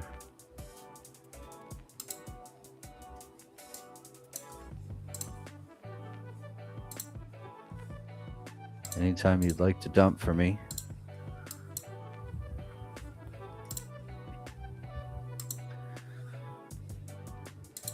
And again, right, if anything, we have our stop set a little bit better than break even, so we could walk away with something there. Just kind of waiting to see how we end up reacting, like at the very end of this candle, to this liquidity level.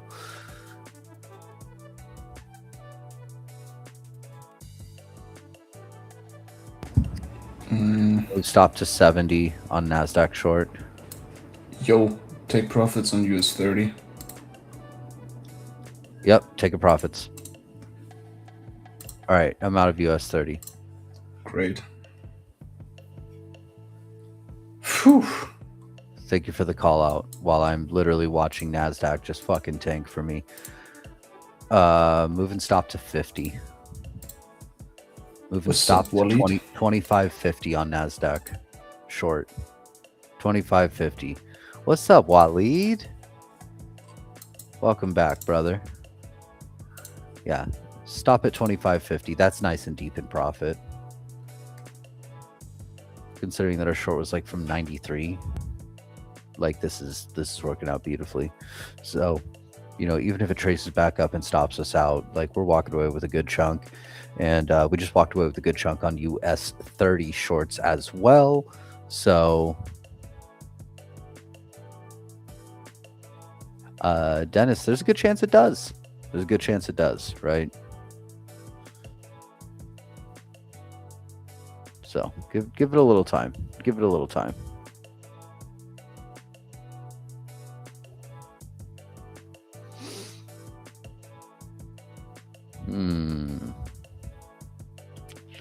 Are we done tanking? We can't be done tanking. Don't tell me we hit this resistance or rather this support and confirmed it as support. You can't do that. You have to go to 0. You have to go to 0. I'm short. You have to go all the way to 0. See, sometimes you just have to talk to the markets.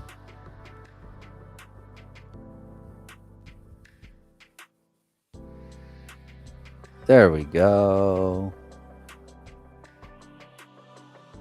All right, I'm going to move my stop down to 40. Moving stop to 40. 25.40. There we go. Die, NASDAQ, die. Burn, Wall Street, burn.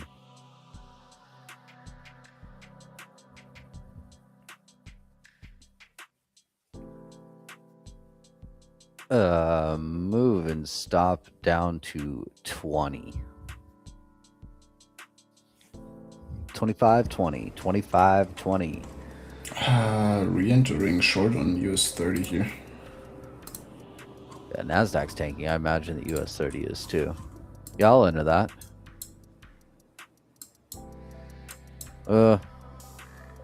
Yeah, I'll into that.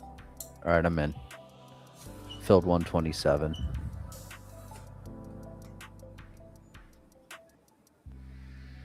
Moving stop down to 15. Moving stop to 15 on NASDAQ short. 25.015.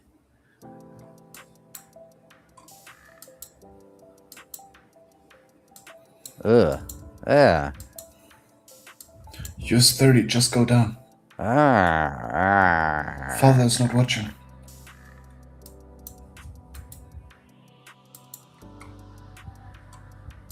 You can do your thing. This NASDAQ short has been beautiful. Absolutely beautiful. Beautiful. Come on, US 30, I know you can. Drop down. I'm exiting this short here, I think. Yep, I'm out. All right, I'm out. Man. I'm out. Just got out. Yeah, I don't like all this fucking shaking around.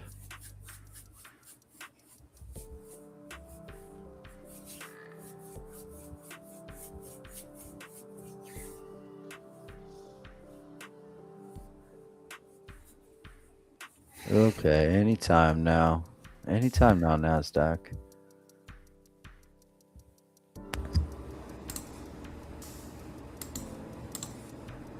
Just waiting on a little more downside because I think it's coming.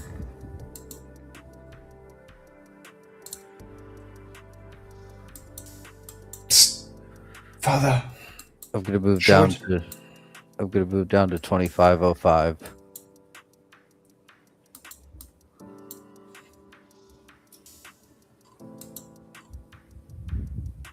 I know how it is. Okay. I mean it's just kind of sitting here. It's fucking with the point of control. I want to watch it come down and break this value area low. I was just experimenting by calling your name and see how price reacts. Oh jeez. Setting stop at 90. Stop is at 24,990. Because I entered short on US And also, 30. by the way, congratulations on setting your stop down $100 on NASDAQ. Great job, everyone that is playing along. You guys are killing it. You're a bunch of fucking legends.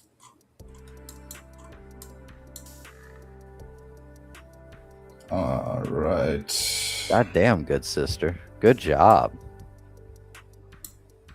So anyone who's still in the shorts from US 30, you can about take profits here.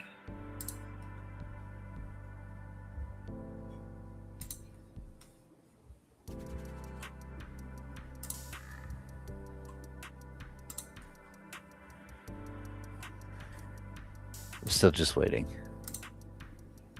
I entered at 115. No, I'm saying I'm Took still waiting. profits. Sorry, I'm still waiting on NASDAQ. Oh,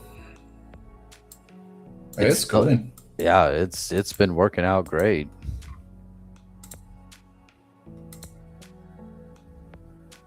From 25.93 and we're down at 24.964. So yeah, no, I mean it's working. It's working. I'm gonna move my stop down to 80. Gotcha, Nitro. Move my stop to 80. All right. We're good. We're good. We're moved. Since when did you enter short again on Nasdaq? 25.93. Oh, that's a good chunk. Yeah, it's not bad. It's a good one. It's a good one. It might trace back up right here and stop me out, but you know, I'm gonna be very okay with that regardless of what happens. So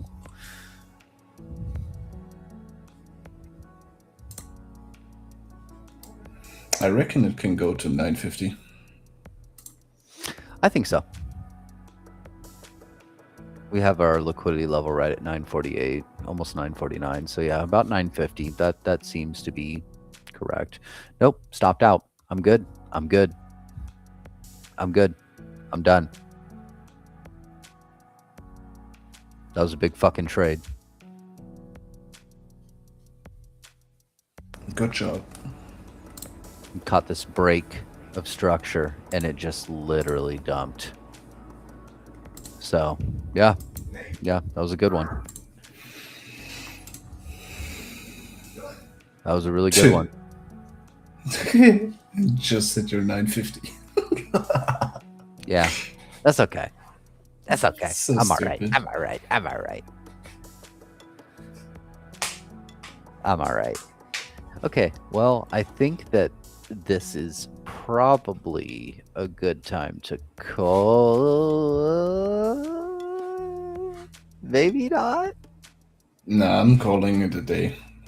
Otherwise, we will end up in overtrading. Yep, you're not wrong. We probably should avoid overtrading. Probably should avoid it. All right. Well, you know what? Let's call it a day in here. We're nice and green. I'll see everybody in chat.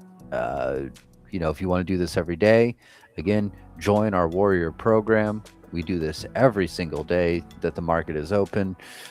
So Monday to Friday, excluding bank hours. We might do a power hour. Let's see what happens. And yeah, join up to join up to do this Jeez. every day. Unnamed is such a fucking legend. See, and this is what I'm telling you. Like I work with our warriors one-on-one. Icarus works with our warriors one-on-one. Okay? Like you don't know the value of this, okay, until you really get in there. Like you could see a lot of it in the streams, but I'm telling you that the more time that you spend doing this, so Unnamed has been trading with us for what, about, gosh, 4 months now? 4 months, 5 months, something like that. And the I mean, the growth is incredible, right? So I've really watched a lot of our warriors start off as like new traders and turn into really experienced traders that understand why they're taking the trades that they're taking, right? So, you know, if that's something that you're interested in and that's something that you want to do, and you want to really learn how to do this properly, then join the program. And it's that simple, right? It's that simple. Make a little investment in yourself. There's nothing that's going to beat that, right? Investing in yourself. So yeah, absolutely.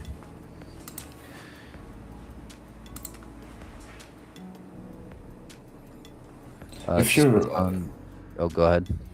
if your personal capital ain't that high, I would recommend you to just go with prop firms for now. Yeah, Cause trading with like $50 or $100 is not worth not really a great idea. It's not worth it. Yeah, So that, yeah, I completely agree with Icarus. Completely agree. All right, gang. Well, I think let's call it there. I will see all of our warriors tomorrow. Make sure you don't overtrade today, and we will see you soon. Okay, everybody. Cheers. Have a Cheers, wonderful have a day. good one. Yep. Take care.